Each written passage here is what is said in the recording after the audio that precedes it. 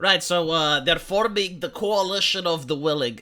Could you please give it a different name? Just anything else? For those of you who don't remember, the Coalition of the Willing was what Bush did in order to invade Iraq.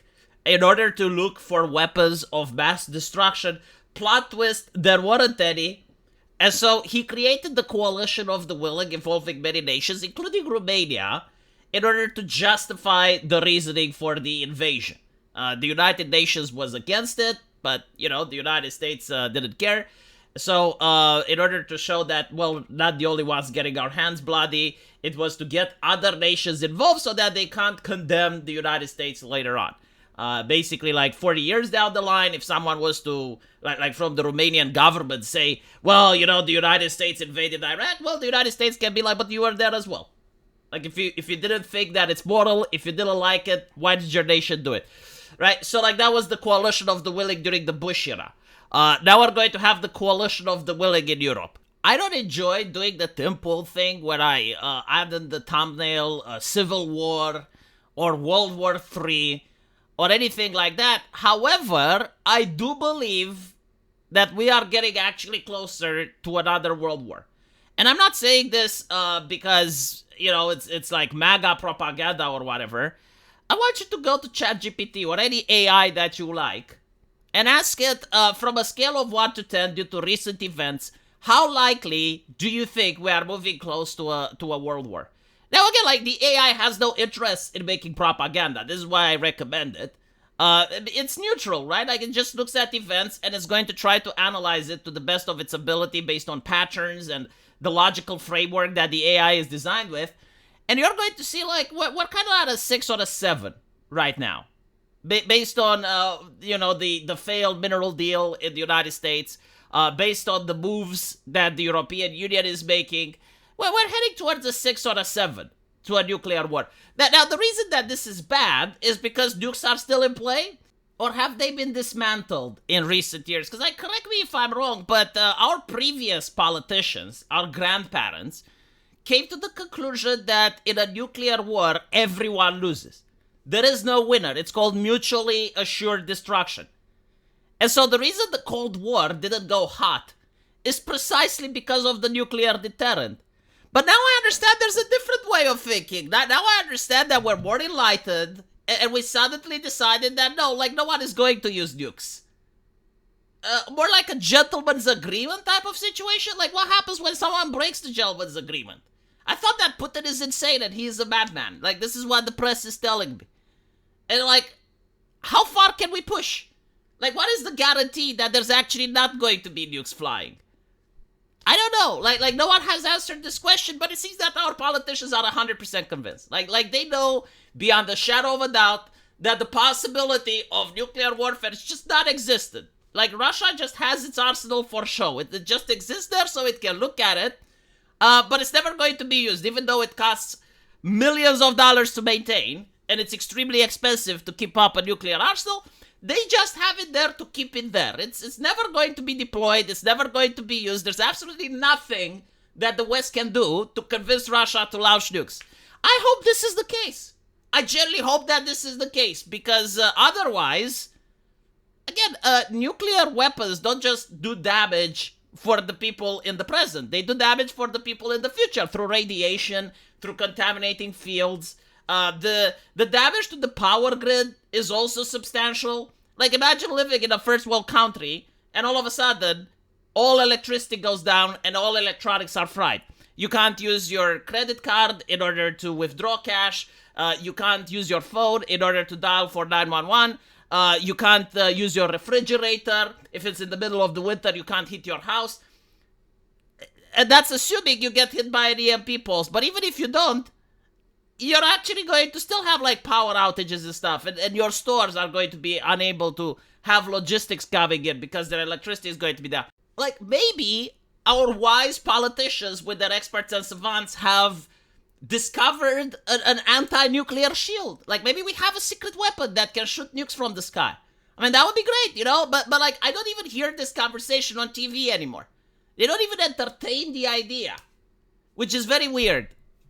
And so, when I see articles like this, I do find them a little bit concerning. Apparently, the United Kingdom wants to send boots on the ground and they want to have planes flying over Ukraine. In other words, like a de facto conflict with Russia. Now, the interesting thing is that there are two ways that you can interpret this article. And I think like it's vague on purpose just to test the reaction from Russia.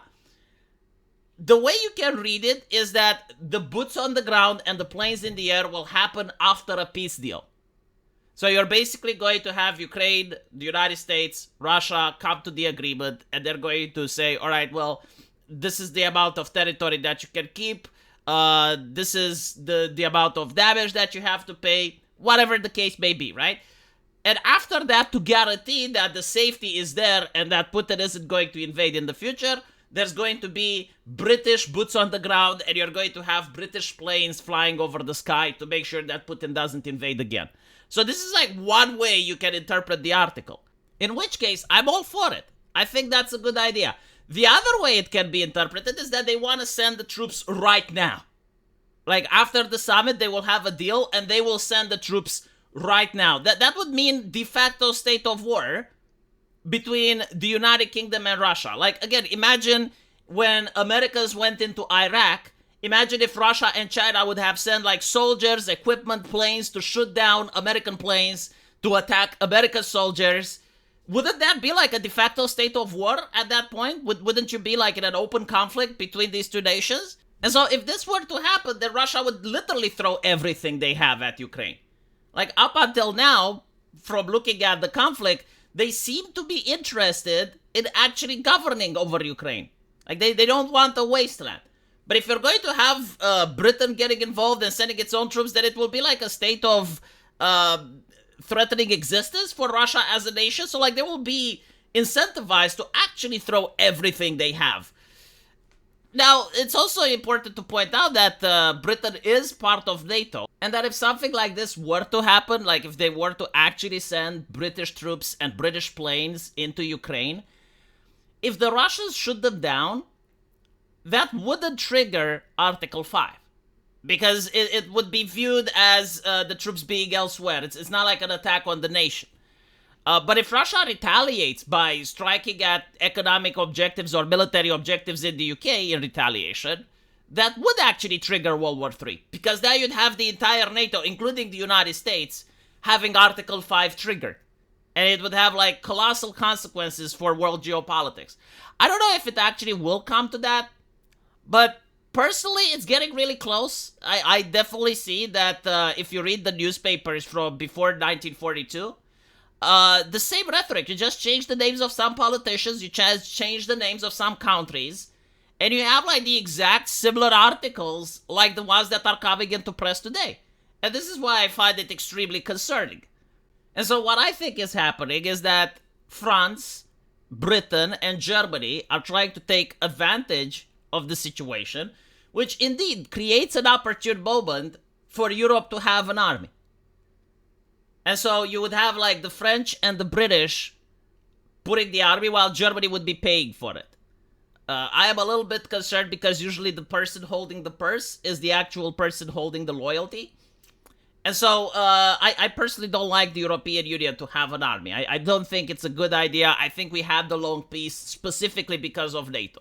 Because the Americans have guaranteed that we are backed by their military to keep Russia away and to keep Germany down. That is a good reason to keep Germany down. After 2 world wars, you'd think that it's very good for the continent. Especially when we've been able to invest a lot of money into economic development, scientific development, right? Rather than focusing on military, we've been focusing on other things. So like the way the system has worked up until now, in my opinion, is really good. But if you want to make a European military, then it's going to be a lot more costly. I'm actually curious where they're going to take money away from. I find it interesting how nations do not have the willpower in order to tell no to asylum seekers, to millions of immigrants, but like they have the willpower to fight against the Russians on the Eastern Front. Yeah, like all of these conversations should be happening in the mainstream. Like you should have politicians debating this in the news, but like for some reason, no, we're just being told what's being decided, and we're all being told like this is how you need to feel about this, because otherwise you're with Putin. It's like, I'm sorry, I'm not with Putin, but I'm with the Americans. And the Americans don't seem to be interested in maintaining this conflict. And continuing this conflict without American involvement is actually extremely dangerous. You know, no one is even asking, like, can we win? And more importantly, can we win without America? Because what if they just want to stay neutral? What if they get like, okay, well, we tried to sue for peace. You guys weren't interested. You want to fight the Russians, do it by yourselves, which seems to be the policy that the Trump administration is having right now. And I see that the European Union just treats Trump like a buffoon.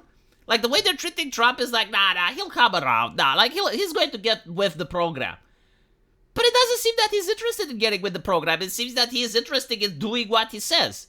And whether you like what he says or not is not important. But you need to come to grips with reality that he's going to actually do it. Like, he's going to actually try to accomplish what he is saying. And what he is saying is that he wants to focus on China. He wants the conflict in Eastern Europe to end. And he's going to start trading with Russia again. Like Visa and MasterCard, for instance, already are having plans on how to reopen in the Russian market. In other words, the sanctions are going to be lifted. So, like, if we couldn't push the Russians back up until now, how are we going to do it without the Americans, with some of the sanctions lifted? And take into account that Britain is on an island, while France is far away. It's not them that are going to have to face the brunt of it. It's the Eastern Front, right? The Eastern European nations. It's going to be Poland. It's going to be my country. It's going to be the Bulgarians. Take into account that the last time Europe decided to go into Russia, we kind of hit a snag at Stalingrad. Like, historically speaking, this didn't work out. Now, again, my take is that if they want to have a peace deal with the Americans, and the Americans are going to come to an agreement of a demilitarized zone, and then Britain is going to send planes, and France is going to send military, yeah, that's a good thing. No, I actually unironically support that.